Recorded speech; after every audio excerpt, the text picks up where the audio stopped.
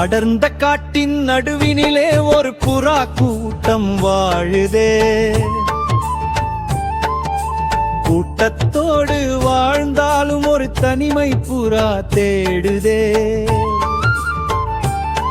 தன் சரிபாதி துணையை தேடி சிறகு விரித்து பறக்குதே.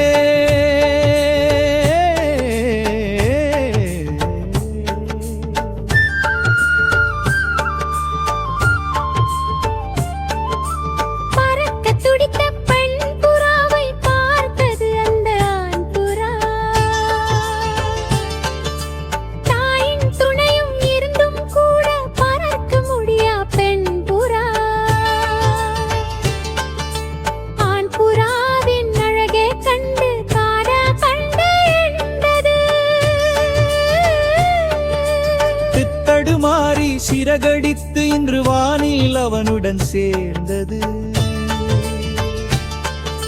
பெற்றோர் ஆசி பெற்றுவிட்டு காதல் பயணம் தொடங்கியது.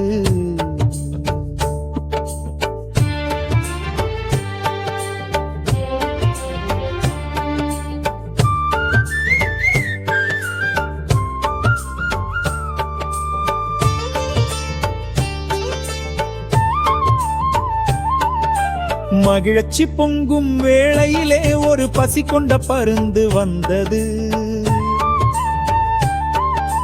மின்னல் வேக தார்ப்புகளில் பெண் புறா அங்கே சிக்கியது.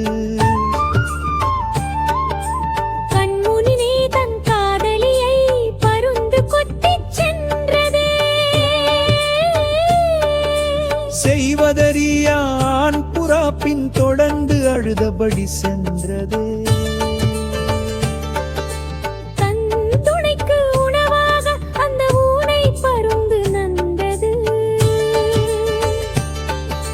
கருவுற்ற தன் துணையினை அன்பாய் பருந்து காத்தது. பழிவாங்க நினைத்தான் புறாது பார்த்து மானம் கொண்டது.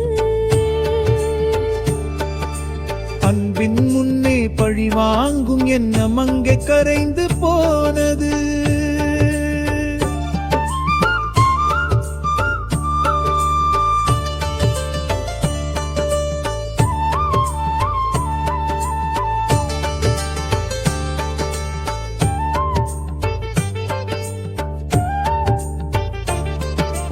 ஒரு நாள் சிங்கம் குகையினிலே பருந்து திக்கென சிங்கியது.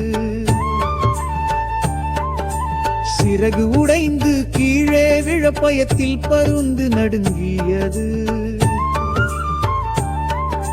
சிங்கம் நெருங்கும் வேளையிலே அங்கே புறா கூட்டம் வந்தது. ஒற்றுமை பலத்தால் சிங்கத்தையே துரத்தி பருந்தை காயம் பட்ட பருந்தின் முன் அந்த ஆண் புறா நின்றது. தந்தவற்றை உணர்ந்தே பருந்தே தலைகுனிந்து நின்றது. மன்னித்து விடு என வேண்டி அந்த பருந்தம்பே அங்கது. வெறுப்பை அன்பால் வென்று விட்டு புறா கூட்டம் பறந்து